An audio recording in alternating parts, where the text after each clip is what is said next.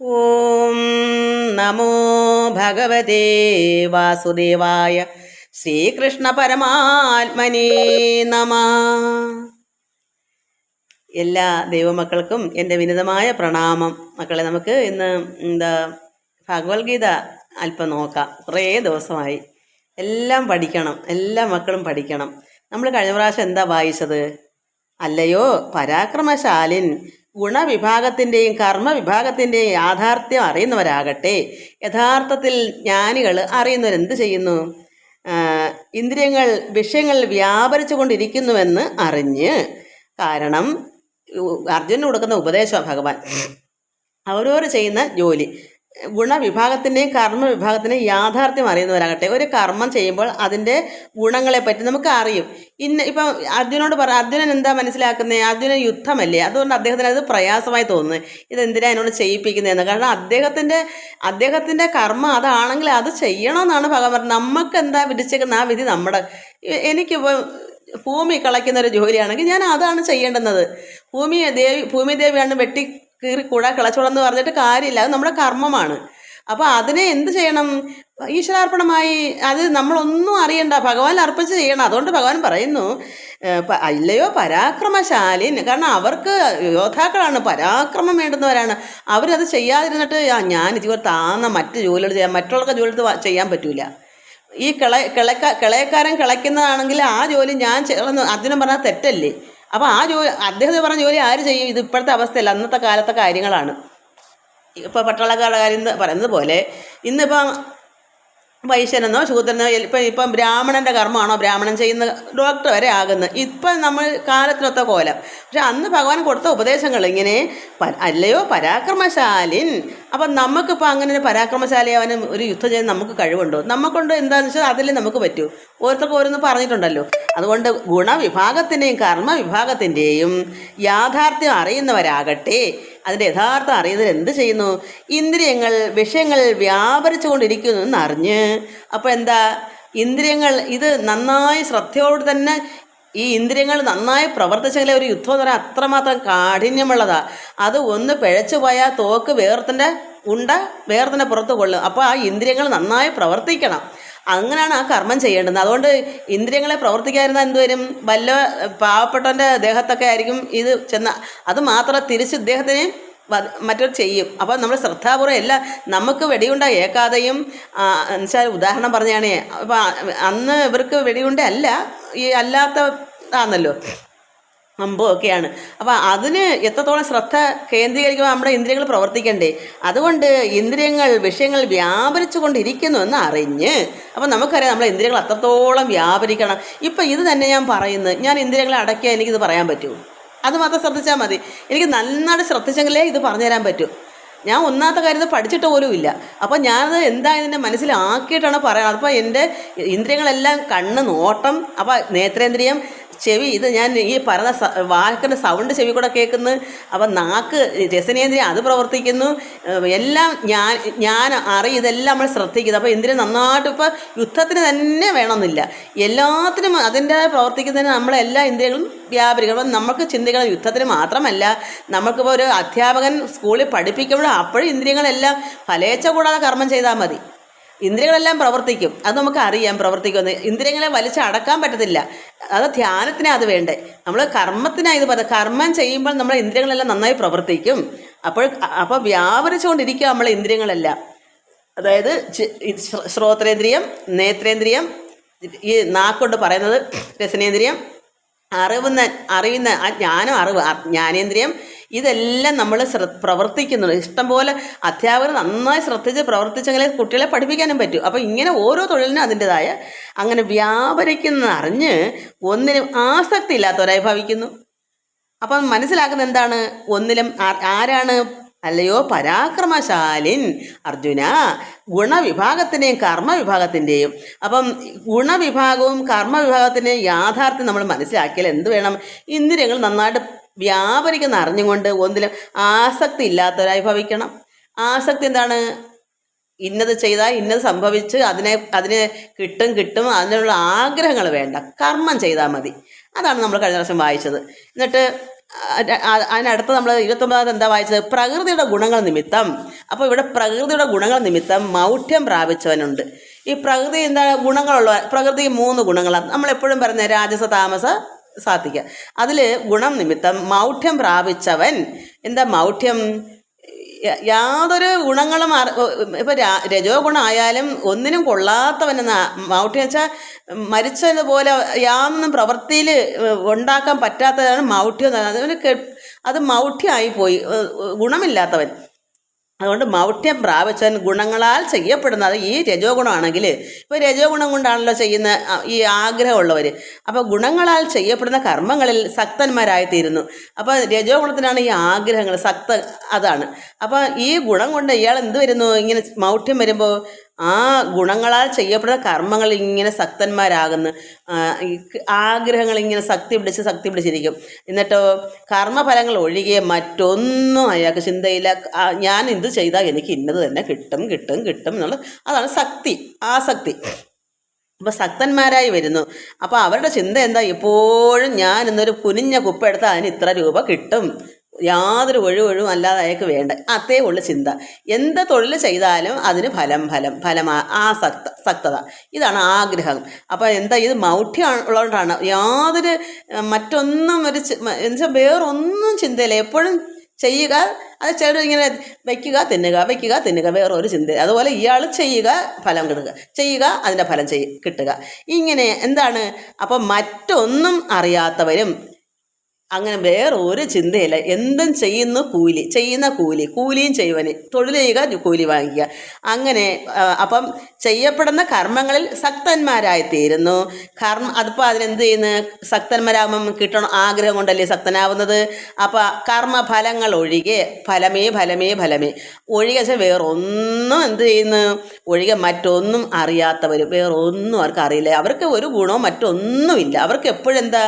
നേരം വെളുക്കുമ്പം എന്തെങ്കിലും നാളെ എന്ത് ജോലിയാണ് ചെയ്യേണ്ടത്, ഇന്നടത്തോട്ട് പോയി ഇന്ന കർമ്മ, ആരെങ്കിലും വിളിക്കും, അങ്ങോട്ട് ചെല്ലും. അല്ലെങ്കിൽ ഒരു വീട് പണി, അല്ലെങ്കിൽ കൽപ്പണി, അല്ലെങ്കിൽ മറ്റെന്തെങ്കിലും പണി ചെയ്യുക, കൂലി വാങ്ങിക്കുക, വീട്ടുക, നേരം വെളുക്കുക, വീണ്ടും ജോലി ചെയ്യാൻ പോവുക, കൂലി വാങ്ങിക്കുക. അല്ലാതെ അയാൾക്ക് വേറൊരു ഗുണങ്ങളും അയാൾക്ക് ചിന്തയില്ല. ഇതാണ് ജീവിതം എന്നാണ് കരുതുന്നത്. വേല ചെയ്യുക, അധ്വാനിക്കുക, കൂലി വാങ്ങിക്കുക, വീട്ടിലൊന്നും എല്ലാം വെച്ച് വിളമ്പി തിന്നുക. മക്കളും കുട്ടികളും എന്നുവെച്ചാൽ പാരമ്പര്യമായിട്ട് പിന്നും കുട്ടികളൊക്കെ വേണം, കുടുംബം വേണം. അപ്പോൾ അവർക്ക് ഇത് എന്നും പോയി ചെയ്യുക, കൂലി വാങ്ങിക്കുക, വീട് അന്വേഷിക്കുക, വീട്ടിൽ എന്ന് കഴിയുക, തിന്നുക, ഉറങ്ങുക. അപ്പോൾ എന്താ? മറ്റൊന്നും അറിയാത്തവരും. അപ്പോൾ അങ്ങനെയുള്ളവരിന്ന് ഒരുപാട് പേരുണ്ട്. അതുകൊണ്ടാണ് ഇത് എടുത്തിട്ട് ഭഗവാൻ പറഞ്ഞു തരുന്നത്. അപ്പോൾ മറ്റൊന്നും അറിയാത്തവർ അവർ അല്പജ്ഞന്മാരാണ്. അല്പജ്ഞന്മാരുമായ അവരെ സർവാത്മകമായ ആത്മാവിനെ അറിഞ്ഞിട്ടുള്ളവർ. അപ്പോൾ സർവാത്മകമായ ആത്മാവിനെ അറിഞ്ഞാരാ? സാത്വികന്മാർ, ഭക്തന്മാർ. അവർ സർവത്തിലും, ഈ പറഞ്ഞ വ്യക്തിയിലും സർവത്തിലും ആത്മാവ് പരമാത്മാവാണെന്ന് അറിഞ്ഞിട്ടുള്ളവർ. ഇപ്പം ഞാൻ തന്നെ എപ്പോഴും പറയത്തില്ല, സർവത്തിലും പരമാത്മാവാണ്, എന്നിലും എല്ലാത്തപ്പം ഞാൻ തന്നെയാണ് സർവത്തിലും ഇപ്പം ഈ പറയുന്ന വ്യക്തി ഒരു മൗഢ്യം പ്രാപിച്ചനായാലും ഒരു മൃഗത്തിലായാലും പക്ഷേ എല്ലാത്തിലും സർവാത്മകമായി ഉണ്ടെന്ന് ആരറിയുന്നു? ഒരു വിദ്വാൻ. അവർക്കറിയാം എല്ലാത്തിലും പരബ്രഹ്മമാണ് വസിക്കുന്നത്. അതുകൊണ്ട് അല്പജ്ഞന്മാരുമായ അവരെ എന്ത് വരുന്നു? സർവാത്മകമായ ആത്മാവിനെ അറിഞ്ഞിട്ടുള്ളവർ. ഒരു ജ്ഞാനി മേൽപ്പറഞ്ഞ മൗഢ്യമതികളെ ഇളക്കി തീർക്കരുതെന്ന്. നന്നാവത്തില്ല. പറയാൻ അവരോട് എത്ര പറഞ്ഞാൽ അവർ കേൾക്കില്ല. അവർക്ക് അതേ അറിയും, മറ്റൊന്നും അവർക്ക് വേണ്ട. അവരുടെ തലോട്ട് കയർത്ത്, അയ്യോ നിങ്ങൾ ഇങ്ങനെയൊക്കെ നിങ്ങളൊന്ന് പ്രാർത്ഥിക്കുക, നിങ്ങൾ കുറച്ച് വിവരം വയ്ക്കുക, അല്ലെങ്കിൽ അല്പം ജ്ഞാനം അറിയൂ, ഈശ്വരനെ ഒന്ന് അറിയൂ, ഒന്ന് പ്രാർത്ഥിക്കൂ. എവിടെ കേൾക്കാനാ? അവർക്കെന്താ? അവർ നേരം വിളക്കുന്നു, ഇറങ്ങിപ്പോകുന്നു, അധ്വാനിക്കുന്നു, കാശ് വാങ്ങിക്കുന്നു, തിരിച്ചു വരുന്നു. ഇതാണെന്ന് ലോകത്ത് 100ന് എല്ലാവരും അങ്ങനെ തന്നെ. 100ന് 2-3 പേരെങ്ങനെ കാണും. അത് തന്നെ കാണുമെന്ന് എനിക്ക് സംശയമാണ്. എല്ലാവരും ഇങ്ങനെ നേരം അവരുടെ അധ്വാനം മാത്രം. ഇത് ഇപ്പം എനിക്ക് തന്നെ പറയാൻ പറ്റും. എൻ്റെ ഭർത്താവ് എങ്ങനെയാണ്? രാവിലെ എഴുന്നേൽക്കുക, മറ്റൊരു ചിന്തയില്ല, എഴുന്നേൽക്കുക, ജോലിക്ക് പോവുക, ഉച്ചയ്ക്ക് ഉണ്ണാൻ വരിക, വീണ്ടും പോവുക, അതിൻ്റെ ബാക്കി ചെയ്യുക. അന്ന് സ്കൂട്ടറാണ്, അതുണ്ടെങ്കിൽ വരിക, വീണ്ടും പോവുക, 5-5:30 ആകുമ്പോൾ വരിക, വീണ്ടും ഒരു കുളിയും കുളിച്ചിട്ട് വീണ്ടും റോഡിൽ പോകുക, ഒരു 8-9-10 മണിയാകുമ്പോൾ തിരിച്ചു വരിക. വീടുമായിട്ട് മറ്റൊന്നും ചിന്തയില്ല. നീ വിളക്കത്തിച്ചോടി, നാമം ചെല്ലിയോടി, എനിക്കൂടെ നാമം ചെല്ലണം, ഇതെന്തും ചിന്തയുണ്ടോ? എന്തൊരു മനുഷ്യനാ! ഞാൻ എൻ്റെ അനുഭവം തന്നെ പറഞ്ഞാൽ മതി, മറ്റാരും പറയണ്ടല്ലോ. ഇതാണ് ഇങ്ങനെയുള്ളവരെ ഇളക്കി തീർക്കരുത്. നടക്കത്തില്ല. അയ്യോ, അങ്ങനെ സന്ധ്യയ്ക്ക് നാമജപം വീട്ടിലുണ്ടോ? വിളക്ക് കത്തിക്കൊടുത്ത ആളില്ലല്ലോ. എപ്പോഴും റോഡേ ശരണം ജോലിയെ ശരണം. റോട്ടിൽ പോകുമ്പോഴല്ലേ ജോലിക്ക് ആളുകൾ വിളിക്കൂ. പ്ലംബിങ്ങിനെയും വയറിങ്ങിനെയും പണി തന്നെയാണ് പ്രൈവറ്റായിട്ട്. അപ്പോൾ ഇങ്ങനെയാണ് ആ ഒരു ശീലം, ജോലിയെ ശരണം. അതാണ് ഭഗവാൻ പറയുന്നു, അർജുന ഈ ഈ ആത്മാവിനെ യഥാർത്ഥ ജ്ഞാനികൾ അവരെ ഇളക്കി തീർക്കരുത്. അപ്പോൾ എനിക്ക് വല്ല കുറ്റമുണ്ടോ? ഭഗവാൻ ഇത് പറയുന്നത്, അയ്യോ വാണ എന്താ പ്രാർത്ഥിക്കാത്തത്, അയ്യോ ഇവിടെ വന്നിരുന്ന് അല്പം സന്ധ്യയ്ക്കൂടെ വന്നിരുന്ന് പ്രാർത്ഥിക്കുക, നമുക്ക് നന്മ അറിയണം, അതാന്ന് പറഞ്ഞാൽ വല്ല രക്ഷയുണ്ടോ? ഇളക്കി തീർക്കരുതെന്ന നന്നാവത്തില്ല ജന്മവാസന. കഴിഞ്ഞ ജന്മം ചെയ്ത വാസന എന്താ? ഇങ്ങനെ ജീവിക്കാനാ. നീ അടുത്ത ജന്മം പോയി ജനിച്ചിട്ട് ഇന്നതുപോലെ നീ ജോലി ചെയ്തോ, കൊണ്ടുവന്ന് വീട് അന്വേഷിച്ചോ, ജോലി ചെയ്യാൻ പോവോ, കൂലി വാങ്ങിച്ചു വാ. ഇതൊക്കെയാണ് പറഞ്ഞേക്കുന്നത്. പിന്നെ നമ്മൾ എത്രമാത്രം പറയാൻ, അത് ഈശ്വരന് അറിയാം, നടക്കാത്ത കാര്യം. അതുകൊണ്ട് അങ്ങനെ ഉള്ളവരെ നിങ്ങൾ ആത്മജ്ഞാനികളായ ഈ അല്പജ്ഞന്മാരായ അവർ അല്പജ്ഞന്മാരാണ്. അവർക്കിതൊന്നും വേണ്ട. അവർ തിന്നണം, ഉറങ്ങണം, മൃഗങ്ങളെ പോലെ നേരം വെളുത്ത് വേണ്ടത് അന്വേഷിക്കാൻ പോകണം, ജോലിക്ക് പോകണം, വീണ്ടും വന്ന് ആഹാരം കഴിക്കണം, ഉറങ്ങണം, മക്കളും ഭാര്യയൊക്കെ വേണം, ഇങ്ങനെ കഴിയണം. അങ്ങനെ ഉള്ളവരെ, അറിവുള്ളവർ, ആത്മജ്ഞാനികൾ, അതായത് സർവാത്മകമായ ആത്മാവിനെ അറിഞ്ഞിട്ടുള്ളവർ മേൽപ്പറഞ്ഞ മൗഢ്യമതികളെ, ഇത് മൗഢ്യമതികളാണ്, അവരെ നിങ്ങൾ ഇളക്കി തീർക്കേണ്ട. രക്ഷയില്ല മക്കളെ എന്നാണ് അർജുന, ഒരു രക്ഷയില്ല. അങ്ങനെയുള്ളവരെ നിങ്ങൾ ഒന്നും പറഞ്ഞ് ഇളക്കി തീർക്കണ്ട. എല്ലാവരും പറയും അവർക്ക് വേണ്ടി പ്രാർത്ഥിക്കുക, അവർ നന്നായിട്ട്. രക്ഷയില്ല. അവർ തന്നെ മനസ്സിലാക്കി വരണമെങ്കിൽ എന്ത് വേണം? ദൈവം കുറേ അനുഭവങ്ങൾ കൊടുക്കും. അപ്പോഴതിൽ കൂടെ ഈശ്വര എന്ന് വിളിക്കും. അത്രയേ ഉള്ളൂ. അതിന് വേണ്ടുന്ന പാഠങ്ങൾ കൊടുക്കും. ചില വയ്യായികൾ, അങ്ങനെ ഇങ്ങനെയൊക്കെ ഓരോ കാര്യങ്ങൾ, ചില രോഗങ്ങൾ, എന്തെങ്കിലും ബുദ്ധിമുട്ടുകൾ, ഇതൊക്കെ വരുമ്പോൾ അയ്യോ എനിക്കിനി ഈശ്വരനെ ഒന്ന് അറിഞ്ഞേ പറ്റൂ. അപ്പോഴെന്തുവരും? ചൊല്ലാൻ അറിയണമെങ്കിലും എന്താ പറയുക, ടേപ്പ് റെക്കോർഡ് വെച്ചെങ്കിലും അയ്യപ്പ ഹരി അയ്യപ്പ പാഹി ഇങ്ങനെയുള്ള ചില റെക്കോർഡിലൊക്കെ കേട്ട് ഇങ്ങനെ സുഖിച്ചിരിക്കും. സുഖമൊന്നുമില്ല, എന്ത് വേണ്ടിയാ, സുഖിക്കാൻ അറിയില്ലല്ലോ. പക്ഷേ എന്നാലെങ്കിലും ഇച്ചിരി ആശ്വാസം കിട്ടണം. എന്താ ഈശ്വരാരാധന ഇല്ലയോ? ആരെങ്കിലും ചൊല്ലുന്നതാവട്ടെ, അല്ലാതെ സ്വന്തമായിട്ട് ദൈവമെന്ന് പറയാൻ അറിഞ്ഞുകൂടാ. അത് കേട്ടിരിക്കുമ്പം വിചാരിക്കുക എന്താ ഇതൊക്കെ ആണ് ഭക്തി എന്നാ ചിന്തിക്കുന്നത്. അങ്ങനെയെങ്കിലും ആവട്ടെ. അപ്പോൾ അതിൻ്റെ ബാക്കി അടുത്ത ജന്മം അങ്ങനെ ജനിച്ചു വരും. പോകെ ഇത് കിട്ടും. 10-100 ജന്മം കഴിയുമ്പോൾ ഇച്ചിരി നന്നായി വരും. അതുകൊണ്ട് അതുവരെ നമ്മൾ ഇളക്കരുതേ. അവരവിടെ തന്നെ ഇരുന്നോട്ടെ, ഉറങ്ങി ഇരുന്നോട്ടെ. അവരെപ്പോഴും ഉറക്കം തൂങ്ങികളാ, എന്ന് വെച്ചാൽ ഉണർവില്ല, പ്രകാശം ഉള്ളിലില്ല. അതുകൊണ്ടാണ് മൗഢ്യം എന്ന് പറയുന്നത്. മൗഢ്യത്തിൻ്റെ അർത്ഥം അതാണ്. അവർക്ക് വെളിവില്ല, അവർ എത്ര പറഞ്ഞാലും അവർ കേൾക്കുകയില്ല. ഇതൊക്കെ നമ്മൾ പഠിക്കണ്ടേ.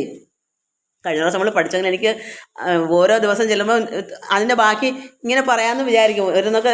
അതുകൊണ്ട് പറയുന്നത് നമുക്ക് മനസ്സിലാക്കണ്ടേ. അപ്പോൾ എന്താ, നമ്മുടെ വീടുകളിൽ തന്നെ ഇങ്ങനെ അലംഭാവമുള്ള മൗഢ്യം ഒരു സ്ത്രീ ആയാലും നീ ഒന്നും ഷോന് നാമം ചെല്ലുന്നൊരു ഭർത്താവ്, അവൾ കേൾക്കുകയൊന്നുമില്ല. അവൾക്ക് അവളുടേതായ ഒരു ഫോണൊക്കെ വെച്ച് ഇങ്ങനെ കേട്ട് എന്താ ലോകകാര്യങ്ങളോ വല്ലതൊക്കെ ഇങ്ങനെ ആലയും വിളിച്ച്, ഇതൊക്കെയാണ് ഇന്നത്തെ പെണ്ണുങ്ങൾക്കുടെ. അതുപോലെ തന്നെയാണ് പുരുഷന്മാരും സ്ത്രീകളെല്ലാം തുല്യം. പുരുഷന്മാരെ മാത്രം പറയുമല്ല. ഇന്ന് സ്ത്രീകൾക്കിന്ന് പൊതുവേ എന്താണ്, എപ്പോഴും ഒരു ഫോണ് കാണും. അരിയും കറിയും വെക്കണമെന്ന് ചെവിയിലിരിക്കും ഫോൺ.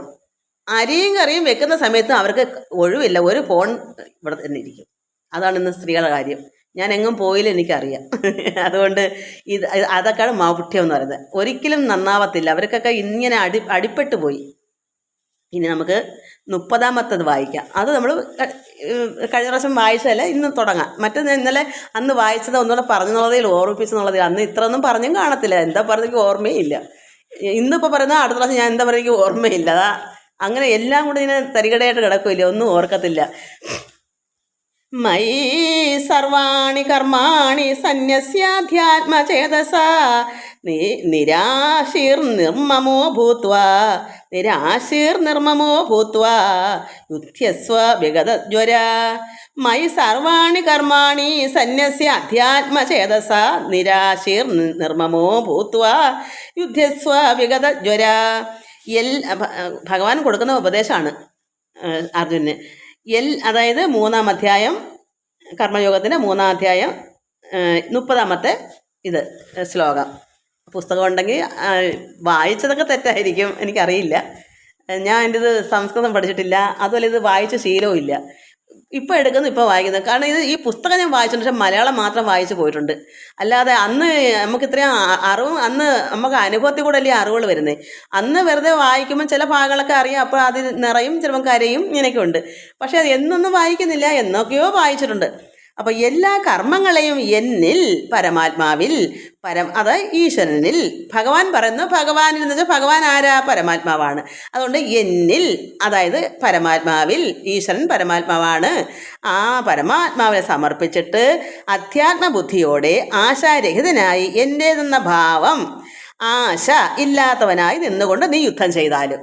അപ്പോൾ അർജുനന് ചെയ്യേണ്ട കർമ്മം എന്താണ്? യുദ്ധമാണ്. അതുകൊണ്ടാണ് അർജുനൻ അത് നിർബന്ധിക്കുന്നത്. വേറൊരു തൊഴിലാണ് അർജുനനെങ്കിൽ, ഇപ്പോൾ പൂജാ കർമ്മങ്ങളാണെങ്കിൽ അത് പറഞ്ഞു കൊടുത്തേനെ. പക്ഷേ ക്ഷത്രിയനായതുകൊണ്ട് ഭഗവാൻ അദ്ദേഹത്തിന് ഉപദേശം ഇതാണ് കൊടുക്കുന്നത്. അദ്ദേഹത്തിൻ്റെ തൊഴിലാണല്ലോ അത്.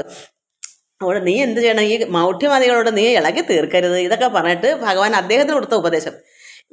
സാധാരണ ഇപ്പോൾ അർജുനൻ്റെ വീട്ടിൽ തന്നെ ഒരു സ്ത്രീയോ ഒരു പുരുഷനോ ഉണ്ടെങ്കിൽ നീ മൗഢ്യം പിടിച്ചവരാണോ? അവിടെ കിടന്നോട്ടെ, അവർ അവിടെ നശിച്ചോട്ടെ, അവർ നശിക്കാനുള്ളവരാണ്.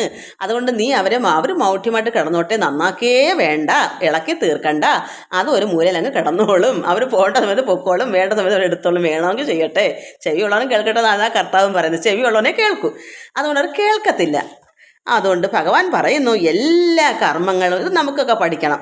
എല്ലാ കർമ്മങ്ങളും നമ്മൾ അത് യുദ്ധം ചെയ്യണമെങ്കിൽ അദ്ദേഹത്തിന് യുദ്ധമാണ്. അതുകൊണ്ട് നീ ഒരു കാര്യം ചെയ്യ്. നീ എന്തിനാ ഇതൊക്കെ വിഷമിക്കുന്നത്? നിന്റെ കർമ്മം എന്തോ ആയിക്കോട്ടെ, യുദ്ധമാണോ അത് നീ എന്നിൽ, ഈശ്വരനിൽ, ആ പരബ്രഹ്മത്തിൽ. കൃഷ്ണൻ പരബ്രഹ്മമാണെങ്കിൽ ആ ഉള്ളിൽ പരമാത്മാവെന്ന് പറഞ്ഞാൽ ആ ചൈതന്യത്തെ പരമാത്മാവിൽ, അതായത് ഈ ശരീരമെടുത്ത കൃഷ്ണനിലല്ല, ആ കൃഷ്ണനിൽ ഇരിക്കുന്ന പരബ്രഹ്മത്തിൽ, അതാണ് എന്നിൽ, പരമാത്മാവിൽ സമർപ്പിച്ചിട്ട് അപ്പോൾ യുദ്ധം ചെയ്യുമ്പോൾ എന്ത് ചെയ്യണം? അദ്ദേഹത്തിന് അപ്പോൾ എനിക്ക് വേറൊരു തൊഴിലാണെങ്കിൽ ഞാൻ എന്ത് ചെയ്യണം? ഇപ്പോൾ ഇതാണ് ഇതിപ്പോൾ എൻ്റെ കർമ്മം ഇതാണല്ലോ, വേറൊരു കർമ്മം എനിക്കിപ്പോൾ ഇല്ലല്ലോ. അപ്പോൾ ഇപ്പം വീട്ടു ജോലിയുള്ള അങ്ങനൊന്നും ഇല്ലല്ലോ, എന്തെങ്കിലും വെക്കുക, ആനത്തി കുടിക്കാത്തതല്ലേ ഉള്ളൂ. അതായാലും ഭഗവാനിൽ അർപ്പിച്ചാണ് ചെയ്യാൻ. അപ്പോൾ ഇത് ഞാനിപ്പോൾ എന്താ ചെയ്യുന്നത്? ഞാൻ പരമാത്മാവിൽ അർപ്പിച്ചാണ് ചെയ്യുന്നത്. അപ്പോൾ അതുപോലെ യുദ്ധം അർജുനൻ. നിങ്ങൾക്കൊക്കെ എന്താണ് മക്കളെ വേണ്ട? അത് നിങ്ങൾ എന്ത് ചെയ്യണം? ഭഗവാനിൽ സമർപ്പിച്ചിട്ട് അധ്യാത്മബുദ്ധിയോടെ. എന്താ അധ്യാത്മബുദ്ധി? ഭഗവാൻ പരമാത്മാവ് അങ്ങനെയാണെന്നുള്ള ആ ഒരു ഈശ്വരാരാധനയിൽ കൂടി എല്ലാം സമർപ്പിക്കുക, ഭക്തിയോടുകൂടി. അതാണ് ആധ്യാത്മികം. ഈശ്വരനിൽ തന്നെ സമർപ്പിച്ച് എൻ്റെ ഉള്ളിലിരിക്കുന്ന ഭഗവാൻ തന്നെയാണ് ഈശ്വര. നമ്മുടെ ഉള്ളിലായില്ലെങ്കിൽ ഈശ്വര എന്ന് ചിന്തിച്ചുകൊണ്ട് ഞാൻ ഈ ചെയ്യുന്ന കർമ്മം ഭഗവാനാണ് ചെയ്യുന്നത്, സർവം ആഗ്രഹമില്ലാതെ, ഫലം കിട്ടുന്നെന്നുള്ള ചിന്തയില്ലാതെ, യാതൊരു ആഗ്രഹങ്ങളും കൂടാതെ ഒരു കർമ്മം ഏറ്റെടുത്ത് ചെയ്യുന്നു. അതാര് ചെയ്യുന്നു? ഭഗവാൻ ചെയ്യുന്നു, ഭഗവാനിൽ അർപ്പിച്ച് ചെയ്യുന്നു. അങ്ങനെ നീ ചെയ്യണം. അതാണ് ആധ്യാത്മബുദ്ധിയോടെ ആശാരഹിതനായി, ഒന്നും ആഗ്രഹിക്കാതെ ചെയ്യുന്ന കർമ്മങ്ങൾ എന്തോ ആയിക്കോട്ടെ, അതിൻ്റെ ഫലവും ചിന്തിക്കേണ്ട, ഒന്നും ആഗ്രഹിക്കേണ്ട.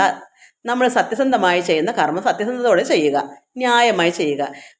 ശിക്ഷിക്കേണ്ടതിന് മാറ്റം ശിക്ഷിക്കാവൂ, അതാണ് ന്യായം. അല്ലാത്തവരെ ശിക്ഷിക്കുക. അപ്പോൾ യുദ്ധമാണ്. ശത്രുക്കളെന്ന് പറഞ്ഞാൽ എന്താണ്? അത്രത്തോളം ഇപ്പം കംസനെ തന്നെ എന്താ അത്ര ദുഷ്ടനാണല്ലേ ഭഗവാൻ ചെയ്ത് കാണിച്ചത്. അതുപോലെ ആർക്കാണ് ചെയ്യേണ്ടതല്ല, ചെയ്യാൻ പാടില്ലാത്തവരെ ചെയ്തുകൂടാ. അത് എന്ത് കർമ്മമായാലും നമ്മൾ ന്യായമേ ചെയ്യാവൂ. ആ ന്യായം ഭഗവാൻ തന്നെ അർപ്പിച്ച് ചെയ്യണം. അഥവാ നമ്മൾ ന്യായക്കേട് വന്ന് സംഭവിച്ചാൽ നമുക്ക് കുഴപ്പവും വരത്തില്ല. നമ്മളെ കൈ അബദ്ധത്തിൽ അയ്യോ ഞാൻ ചെയ്തു പോയി, ഇപ്പോൾ അറിയാതൊരു പക്ഷിയോ മൃഗത്തിനെ നമ്മൾ കൊന്നു, അയ്യോ ഞാൻ അറിഞ്ഞില്ലല്ലോ ഭഗവാനാണത് ചെയ്ത് നമുക്ക് വിഷമിക്കേണ്ട കാര്യമില്ല. കയ്യബദ്ധം ഇപ്പം ഭഗവാനാണ് നമ്മുടെ ഉള്ളിലാണെങ്കിൽ പോലും അങ്ങനെ വന്നുകൂടാ. അഥവാ വന്നാൽ പോലും നമ്മളായിട്ട് ചെയ്തതിൽ നമുക്ക് പാപമില്ലല്ലോ. അതുകൊണ്ട് ആശാരഹിതനായി, ഒന്നിലും ആഗ്രഹമില്ലാതെ, രഹിത ഇല്ലാതെ, എൻ്റേതെന്ന ഭാവം, അത് ഞാനെന്നോ എന്നുള്ള ഭാവം പാടില്ല. ഞാൻ ചെയ്യുന്നു എന്ന് പാടില്ല. അപ്പോൾ അവിടെ എന്തൊരു ആഗ്രഹം വരും? ഞാൻ ചെയ്യുന്നു, അപ്പോൾ അവിടെ ഈശ്വരൻ ചെയ്തായിട്ട് വരത്തില്ല. അതുകൊണ്ട് ഞാനെന്ന ഭാവം, എൻ്റെ എന്ന ഭാവം ഇല്ലാതെ, ആശ ഇല്ലാത്തവനായി നിന്നുകൊണ്ട് നീ യുദ്ധം ചെയ്താലും ഒരാഗ്രഹവും വേണ്ട. നീ എന്നെ സമർപ്പിച്ച് ചെയ്യൂ, ആശാരഹിതനായി. ഒന്നും നീ അറിയണ്ട. നീ ഒരു എന്താ നിൻ്റെ കയ്യിൽ വാളാണോ, ദുഷ്ടത്തരമാണോ, അത് നിൻ്റെ കർമ്മമാണോ, ആ ശത്രുവാണോ, അതിനെ നിഗ്രഹിക്കാന്ന് വെച്ചാൽ നീ നിന്റെ മനസ്സറിയുന്ന, നിന്റെ ഇന്ദ്രിയങ്ങളെല്ലാം പ്രവർത്തിക്കണം. പക്ഷെ ആ ഇന്ദ്രിയത്തിലിരിക്കുന്ന ആളാരാണ്? ഈശ്വരനായിട്ട് ചെയ്യുന്നു. അപ്പോൾ ഈശ്വരനല്ലേ പ്രവർത്തിക്കുന്നത്. അതുപോലെ അല്ലാതെ ആഗ്രഹങ്ങളൊന്നും അതിൽ പാടില്ല. പരമാത്മാവ് ചെയ്യുന്നു, അവിടെ സമർപ്പിക്കുന്നു, ആശാരഹിതനായി, ആശ ഇല്ലാത്തതായി. അതുകൊണ്ട് അങ്ങനെ ചെയ്യാനാ ഭഗവാൻ പറഞ്ഞു കൊടുത്തത് അർജുനന്. അതുപോലെ തന്നെ നേരത്തെ പറഞ്ഞെന്താണ്? ഒന്നിനെ നമ്മൾ ഇളക്കി തീർക്കരുത്. നിങ്ങൾ അങ്ങനെ ആവാത്ത എന്താ, നിങ്ങൾ പ്രാർത്ഥിക്കാത്ത എന്താ, അല്ലെങ്കിൽ നിന്നെ കർമ്മം ചെയ്യാത്തതെന്താ? നന്മ എത്ര പറഞ്ഞിടത്തോളം മൗഢ്യം പിടിച്ചുകൊണ്ട് ചെയ്യോട്ട് കയറുമോ? അവർ മൗഢ്യം മാറിയല്ലേ അത് മൗഢ്യം മാറുന്നത് എന്നാ? ഉണ്ടായോണ്ടേ വന്നേ മൗഢ്യം മാറാം. അത് അവർക്ക് താല്പര്യമില്ലെങ്കിൽ ഈ ജന്മം അവർ നശിച്ചോട്ടെ എന്നാണ് ഭഗവാൻ പറയുന്നത്. അവരങ്ങനെ അതിനായിട്ട് ജനിച്ചവർ, അവരങ്ങനെ തന്നെ ഇരിക്കും. നമ്മൾ നന്നാക്കാൻ പറ്റത്തില്ല. ചിലർ നന്നാക്കാൻ പറ്റുന്നവരൊക്കെ അങ്ങനെയുണ്ട്. ചിലർക്ക് അയ്യോ ഇങ്ങനെയൊക്കെ ആണോ, എത്രയോ പേര് നന്നാവുന്നവരുണ്ട്. പക്ഷെ ചിലർ മൗഢ്യം തന്നെയായിരിക്കും, ഒരിക്കലും കേൾക്കത്തില്ല അവർ. മൗഢ്യം ഇല്ലാത്തവർക്ക് അറിവില്ലായ്മ ഉണ്ടെന്നാ അയ്യോ എനിക്കും നന്നാവണം, അങ്ങനെ ഒരുപാട് നന്നാവുണ്ട്. പക്ഷെ മൗഢ്യം പാലിച്ച് വന്നവർക്ക് ഒരു രക്ഷയില്ല. അതായി തന്നെ കിടക്കാനേ പറ്റും. അവരങ്ങനെയാ, അത് അവർക്ക് ഉണർവുണ്ട്, അവർ കേൾക്കാൻ താല്പര്യപ്പെടത്തില്ല. അതുകൊണ്ട് നമുക്ക് 31-ാമത്തെ, അതുകൊണ്ട് നീ അങ്ങനെ ആശയില്ലാതെ എൻ്റെ എന്ന ഭാവം അത് പരമാത്മാവായിട്ട് സമർപ്പിച്ച് ചെയ്യുമ്പോൾ ഞാൻ ചെയ്യുന്നു എന്നുള്ള, പക്ഷേ ഈ അർജുനൻ ചെയ്യുന്നു എന്നുള്ള ഇതില്ലാതെ ഈശ്വരനെ അർപ്പിച്ച് ചെയ്യുക. അതുകൊണ്ട് അങ്ങനെ നീ നിന്നുകൊണ്ട് നീ യുദ്ധം ചെയ്താലും അദ്ദേഹത്തിന് യുദ്ധത്തിന് ഭയങ്കര വിഷമം. അതുകൊണ്ടാണ് അത് നമുക്കൊക്കെ വേണ്ടിയാണ് പറയുന്നത്. അതായത് യേ മേ മതമിതം നിത്യം അനുതിഷ്ഠന്തി മാനവ ശ്രദ്ധാവന്തോ അനസൂയന്തോ മുച്ഛന്തി ദേവി കർമ്മഭി. യേ മേ മതമിതം നിത്യം അനുതിഷ്ഠന്തി മാനവ ശ്രദ്ധാവന്തോ അനസൂയന്തോ മുച്ഛന്തി ദേവി കർമ്മഭി. അതായത് 31-ാമത്തെ ശ്ലോകം, 3-ാമത്തെ അധ്യായം. ചില മനുഷ്യർ ശ്രദ്ധയുള്ളവരായി, ചിലർക്ക് ഭയങ്കര ശ്രദ്ധയാവും. ഇപ്പം ഇത് തന്നെ ഞാൻ ശ്രദ്ധിച്ചെങ്കിലല്ലേ നടക്കത്തുള്ളൂ. അതുകൊണ്ട് എന്ത് കർമ്മത്തിനും ആ ശ്രദ്ധ വേണം. ശ്രദ്ധയില്ല ചെയ്താൽ അത് ഇപ്പോൾ ഒരു കറി വെക്കുന്നു, ആ കറി ശ്രദ്ധാപൂർവ്വം ചെയ്തില്ലെങ്കിൽ എല്ലാം ഈശ്വരാർപ്പണം ചെയ്യുന്നതുകൊണ്ട് ശ്രദ്ധ വേണ്ടേ. ഈശ്വരാർപ്പണമായി നമ്മൾ കർമ്മം ചെയ്യണമെന്ന്, പക്ഷേ ശ്രദ്ധ വേണം. അതുകൊണ്ട് ചില മനുഷ്യർ ശ്രദ്ധയുള്ളവരായി അസൂയ ഇല്ലാത്തവരായി. അതിൻ്റെ അർത്ഥം എന്താ? നല്ല മനുഷ്യരല്ലേ, എൻ്റെ ഈ സിദ്ധാന്തത്തെ എല്ലായ്പ്പോഴും അനുഷ്ഠിക്കുന്നു. ഇതാണ് വേണ്ടുന്നത്. അപ്പോൾ എന്താ? ശ്രദ്ധയോട് നമുക്ക് സന്തോഷമായിട്ടും ഇത് ഞാൻ എൻ്റെ മക്കളിത് എനിക്ക് അറിവില്ല, എൻ്റെ ഉള്ള അറിവ് ദൈവമേ ഇത് സത്യമായ അറിവായി കൊടുക്കണേ, അവരുടെ മനസ്സിൽ ഇത് കയറണമേ, അവർ നന്നായി പഠിക്കണമേ, അത് ശ്രദ്ധയോട് കൊടുക്കണ്ടേ, ആത്മാർത്ഥമായി ഒരുത്തരം ആഹാരം തന്നെ ഒരാൾക്ക് തൃപ്തിയോട് കൊടുക്കണ്ടേ. ഒരു ഗ്ലാസ് വെള്ളം ഒരാൾ വന്ന് ചോദിക്കുമോ എനിക്ക് ദാഹിക്കുന്നു, നമ്മളൊരു ഗ്ലാസ് വെള്ളമോ ഒരു ചായ അത് അയ്യോ ഇത് കുടിക്ക്, അല്ല ഇച്ചിരി മോരും വെള്ളമോ, അങ്ങനെ നമ്മൾ സന്തോഷം ശ്രദ്ധയോട് അതിനകത്ത് വേണ്ടുന്ന ഉപ്പും അതിന് വേണ്ടുന്ന എരിയും ഒരു മുളകഞ്ഞൊടി ഇച്ചിരി കരിയാപ്പിലേക്ക് ഉടച്ച് എങ്ങനെയെങ്കിലും അത് വൃത്തിയായ സന്ദർഭം അവർക്ക് തൃപ്തി വരുത്തില്ലേ.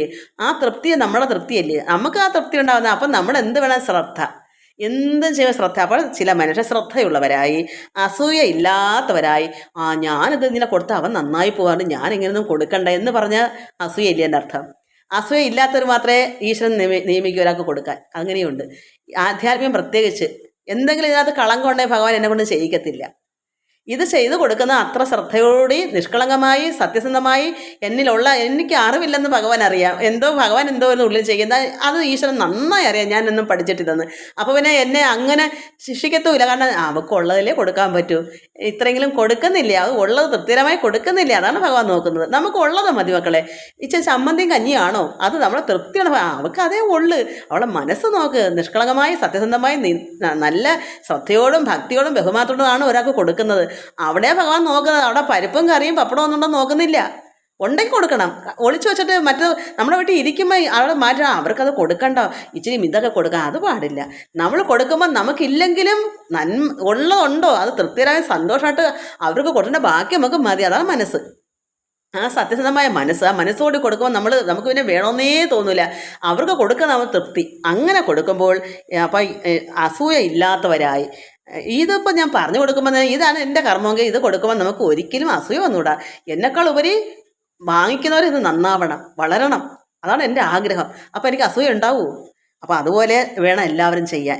അസൂയ അതൊക്കെ ഇതിപ്പോൾ വായിക്കുമ്പോൾ ഞാൻ മനസ്സിലാക്കുന്നത്. അപ്പം നമ്മളെ ഒരു കർമ്മം ഭഗവാനെ ഏൽപ്പിച്ചാൽ നമ്മൾ അങ്ങനെ ഉണ്ടെന്ന് ഭഗവാന്റെ നമ്മുടെ ഉള്ളം പരമാത്മാവെന്ന് അറിയുന്നുണ്ട്. അതുകൊണ്ട് എന്താ പറയുക, അസൂയ ഇല്ലാത്തവരായി എൻ്റെ ഈ സിദ്ധാന്തത്തെ ഈ സിദ്ധാന്തം ഈ പറയുന്നത് എല്ലായ്പ്പോഴും അനുഷ്ഠിക്കുന്നു. ആരാണ്? ചില മനുഷ്യർ. ചില മനുഷ്യർ വെച്ചാൽ എല്ലാവരും അല്ല. ഇപ്പം 100-ൽ 1 1000-ൽ 1 ഒക്കെ കാണും. ഇപ്പം ഞാൻ ഈ പറഞ്ഞത് എനിക്ക് സത്യസന്ധമായി പറയാൻ പറ്റും, ഞാനിത് ആത്മാർത്ഥമായി തന്നെ ഇത് ചെയ്യുന്നത്. അപ്പോഴേ അതുപോലെ ആരുണ്ട്? ഇപ്പം എൻ്റെ അറിവിൽ ഇവിടെങ്ങും ആരുമില്ല. വേറെ ചില കർമ്മങ്ങൾ ചെയ്യുന്നുണ്ടായിരിക്കും, അതെനിക്കറിയില്ല. ഇപ്പം ഈ ഒരു കാര്യം ഇവിടങ്ങളിൽ വല്ലതും ഉണ്ടോയെന്ന് എനിക്കറിയില്ല, എൻ്റെ അറിവിലെങ്ങും ഇല്ല. അപ്പോൾ അഥവാ ഉണ്ടെങ്കിൽ പോലും ഇപ്പോൾ അമ്പലത്തിൽ പോയി പോലും ആരും പോയിരുന്ന് പ്രാർത്ഥിച്ചാൽ അവിടെ ഇതുണ്ടോയെന്ന് നോക്കും, പണം. അപ്പോൾ ആത്മാർത്ഥതയാണോ അത്? കാരണം ചിലപ്പോൾ അവർക്ക് നിവൃത്തി ഉള്ളവരാവാം, ചിലപ്പോൾ അതുകൊണ്ട് ജീവിക്കുന്നവരും കാണാം. അതുകൊണ്ട് ജീവിക്കുന്നത് ഭഗവാന് കുറ്റമില്ല. കാരണം അതുകൊണ്ടല്ലേ ജീവിതം. അവരൊക്കെ അത് പറഞ്ഞിട്ടുണ്ടെങ്കിൽ അത് എന്തും കിട്ടി വീട് പട്ടിണി ആവാൻ അതിന് നല്ലത് തന്നെയാണ്. പക്ഷേ അവിടെ മനസ്സിലത് പാടില്ല. മനസ്സ് അവർ കൊടുക്കുന്ന സന്തോഷത്തോടെ വാങ്ങിക്കും. പക്ഷെ ചിലർ എന്നെ വായനയ്ക്ക് വിളിക്കണേ, എനിക്ക് പോയി ഇന്ന് 1000 രൂപ കിട്ടുമല്ലോ, ആ ഒരു പ്രതീക്ഷ തെറ്റ്. അത് ശുദ്ധമായ മനസ്സല്ല. പ്രത്യേകിച്ച് ആധ്യാത്മികം പരമാത്മാവായ ഈശ്വരനെ പ്രാർത്ഥിച്ച് മറ്റുള്ളവർക്ക് കൊടുക്കാന്ന് വെച്ചാൽ ഒരിക്കലും നിവർത്തിയില്ലാത്തവർക്ക് മേടിക്കാൻ ഒരു കുഴപ്പമില്ല. എല്ലാം മേടിക്കാതിരിക്കാൻ പറ്റില്ല. അവർക്ക് ജീവിതമാർഗം അങ്ങനെ ഉണ്ട്. പക്ഷേ നമ്മുടെ മനസ്സിലത് എനിക്കിന്ന് പോകണം, എനിക്ക് ഇത്ര രൂപ കിട്ടുന്നില്ലേ. ഒരിക്കലും അങ്ങനെ ഒരു നല്ലൊരു ജ്ഞാനി, ഒരു വിദ്വാൻ ഒരിക്കലും ഒരു കർമ്മത്തിനും അങ്ങനെ പാടില്ല. കിട്ടുന്നത് എന്താണെന്ന് വെച്ചാൽ സന്തോഷമായിട്ട് വാങ്ങിച്ച് തൊഴുതുകൊണ്ട് നീ പോരുക. അവിടെ എന്ത് കിട്ടുന്നത് നോട്ടത്. അതെനിക്ക് പറയാൻ പറ്റും. എൻ്റെ അച്ഛൻ അങ്ങനെ ആണെന്ന് എനിക്ക് പറയാൻ പറ്റും. 2 രൂപ അന്നൊക്കെ 2 1 രൂപ അങ്ങനെയൊക്കെയാ. എന്താണ് ദക്ഷിണ? അവർക്ക് ചിലപ്പോൾ ഉള്ളവരായിരിക്കും, ഇല്ലാത്തവരായിരിക്കും. അത് ദക്ഷിണയുടെ കൂടി കർമ്മം എന്ന് പറഞ്ഞിട്ട് അത് മേടിക്കുന്നത്, അല്ലെ അതും മേടിക്കേണ്ട കാര്യമില്ല. കാരണം ആ കർമ്മം അവർക്ക് വേണ്ടിയിട്ടാണ് ചെയ്യുന്നത്. അതിൻ്റെ ഫലം അവർക്ക് കിട്ടണമെങ്കിൽ നമ്മൾ ആ ദക്ഷിണ മേടിക്കണം, എന്തെങ്കിലും മേടിക്കണം. അത്രയാ ചിന്തിച്ചിട്ട് അത് മേടിക്കണം, അല്ല അവരുടെ കൂലിവയ്പ്പല്ല. അതുകൊണ്ട് അസൂയയില്ലാത്തവരായി എൻ്റെ ഈ സിദ്ധാന്തത്തെ എല്ലായ്പ്പോഴും അനുഷ്ഠിക്കുന്നു ചില മനുഷ്യർ. അതിൽ നിങ്ങൾ വകവച്ചോ, ഞാൻ അതിലൊരു മനുഷ്യനാണെന്ന്. ചില മനുഷ്യരിൽ ഒന്ന് ഞാനുണ്ടെന്ന് എനിക്ക് ഉറപ്പായിട്ട് പറയാം. അതിന് യാതൊരു അഹങ്കാരമല്ല പറയുന്നത്. അത് എന്താ വെച്ചാൽ ഇതുപോലാണെന്ന് എനിക്ക് വേറൊരാളെ പറയാൻ പറ്റത്തില്ല. എനിക്ക് സാക്ഷി ഇതുപോലെ കാണിച്ചാലും ഞാൻ തന്നെയായിട്ട് നിങ്ങൾക്ക് കണ്ടോളൂ, അത്രയും മാറി. അപ്പം മനസ്സിലാവും ഇതായിരിക്കും ഇങ്ങനെ ചില മനുഷ്യർ അനുഷ്ഠിക്കുന്നത്. അസൂയ ഇല്ലാതെ മറ്റുള്ള നന്നാവേണ്ടിയിട്ടാണ് ഞാൻ കൊടുക്കുന്നത്. എനിക്ക് അസൂയ ഉണ്ടെങ്കിൽ അങ്ങനെ പറഞ്ഞു കൊടുക്കത്തില്ല. എന്നിൽ എന്തുണ്ടോ അതേ പ്രവൃത്തിയിൽ പ്രവൃത്തി പറഞ്ഞു കൊടുക്കുന്നുണ്ട്. അതുകൊണ്ട് ചില മനുഷ്യരെ ഇങ്ങനെ അനുഷ്ഠിക്കുന്നു, അവരും കർമ്മങ്ങളാൽ മോചിക്കപ്പെടുന്നു.